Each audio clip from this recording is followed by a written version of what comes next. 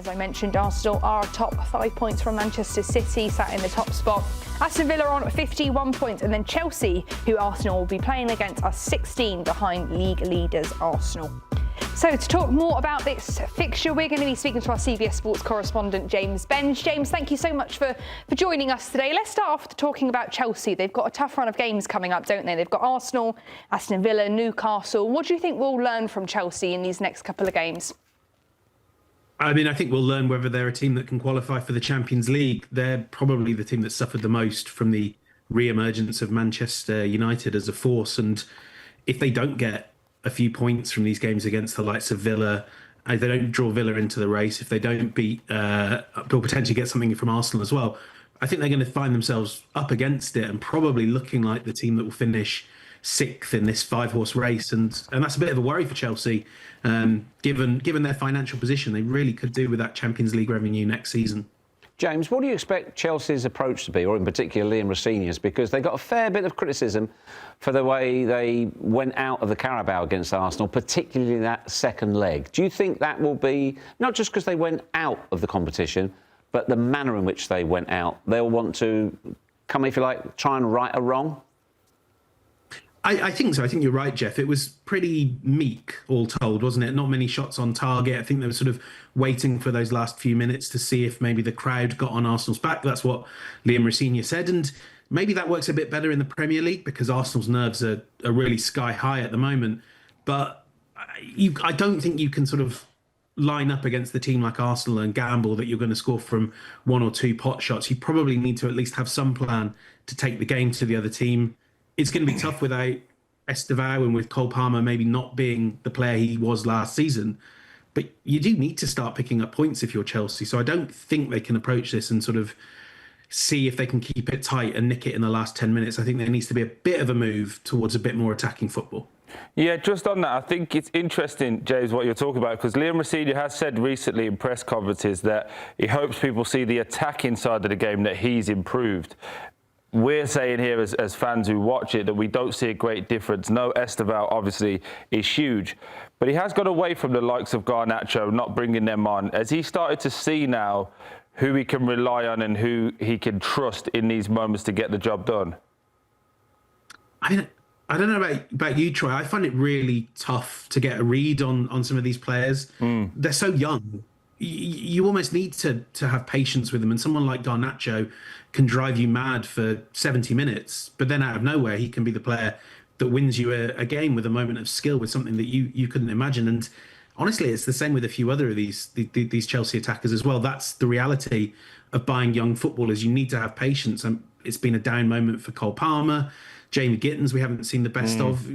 Talented players like João Pedro as well. But for me, it feels like he's not quite coalesced these players into a unit yet. They don't quite attack as an organised group. It's some disparate elements that haven't quite clicked together. Maybe that will come with a pre-season. Maybe he has less time than that to really get it working. He won't get that luxury though, will he? Surely, if they're not in the Champions League. I mean, Chelsea give out long contracts to everyone, don't they? And I don't really know how much they're worth. I think he would find it very hard to curry much favour if this team doesn't get in the Champions League, and there will be so many questions then about the big picture future with Chelsea and questions from the fans as well. That look, no matter what the ownership might think, Chelsea fans expect to be competing for the biggest prizes, and it's been a long time, I think, since they felt like they were in the mix for that.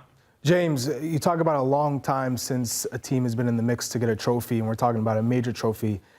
So for Arsenal, Champions League, they're the front runners. Premier League, they're the front runners. They can't mess it up. Do you feel that right now in the attacking third for Arsenal, it's starting to pick up with Victor Gyökeres? Do you think now they're starting to see why they went out and spent that type of money on a striker of his caliber? No. Yeah. I mean, that's what Geoff said. I mean, it is heading in the right direction, and you know, Victor Gyökeres is useful for a team like Arsenal. I don't think he's, the superstar. He is not an Erling Haaland level striker. I'm not sure that in a big game down the stretch, if every player was fit, he would start over Kai Havertz. In fact, I'm pretty certain he wouldn't.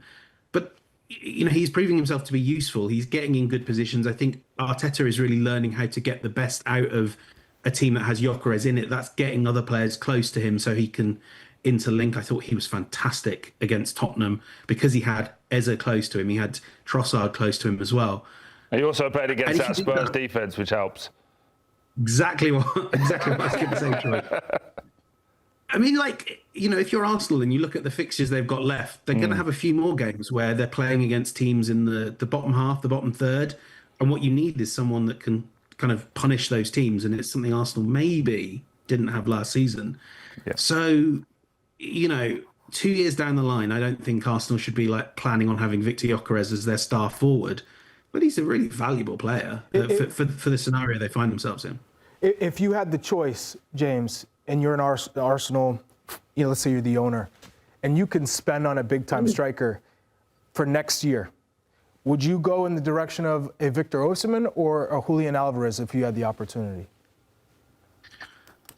If I ran any club, I would go in the direction of Victor Osimhen. I think he's out of this world. What he does without the ball, in addition to what he does with it.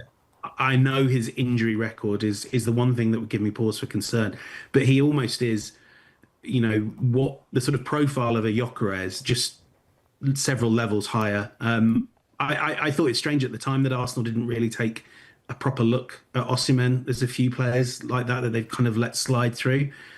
And I think he could be transformative for any team in the Premier League except the one with Erling Haaland up front. James, switching topics now. UEFA released the 2025 club's finance and investment landscape on Thursday, yesterday. Can you explain to us the Chelsea side of things, what you learned from it? Yeah, £355 million losses as UEFA adjudicate them for Chelsea. That is the second highest in UEFA's history of this report. The only time we've had worse than that was Barcelona in the teeth of the COVID pandemic. Now, Chelsea will probably tell you that this is all okay, that these are one-off issues, and this was a season where they weren't in the Champions League that we're looking at the data from. And since then, they've got that money, they've got Club World Cup money.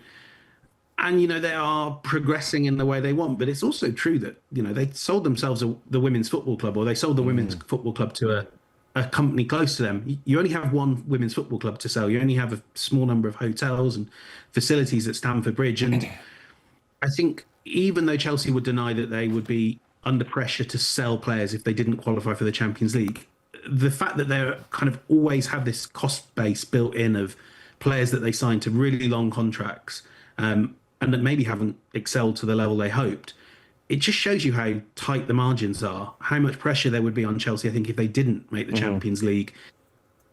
They will say they don't need to sell players, but of course they'll say that. And it becomes really hard to make this project a convincing, positive if they're not getting Champions League football while running up losses that are some of the biggest this sport has ever seen. So massive pressure on this club right now, and the finances only go to emphasise the sort of issues we're seeing on the pitch. 100% agree with you there, James. Can we move that conversation on a little bit? Let's fast forward in a hypothetical world they don't make the top five. How do the likes of Caicedo, Cole Palmer, maybe João Pedro, if they go deep in the World Cup with Brazil, how do they convince those players that this project is still moving forward? Because this time last year, remember, it was be the Champions League, and hopefully within 2 years we're going to be in a position to win the league. That's what they were saying. It took a massive backstep, wouldn't it? It would be, and it would be a real worry. I think, you've built a core there that it likes being with each other. That's important to say. But I think, how do you ever convince players that you're a team they want to play for if you're not winning the prizes that they might want to win? Well, you pay them more money. One of the big things about Chelsea is they've tried to bring these young stars in on relatively manageable wages. And I think their assumption was if we give them a 7-year contract at 100, 150 grand a week, that's great. But everyone on this panel knows if someone plays really well and someone proves they're a star and could go to Real Madrid, PSG, wherever they might want to go, if you want to keep them, you're going to have to pay them more money. That's a real headache for Chelsea if they're not in a position to hand out that big money. So, if in doubt, you sit down with someone's agent and you say, let me make you an offer you can't refuse. But that's not a great situation to be in if you're Chelsea and you're trying to just keep this core together, let alone add to it.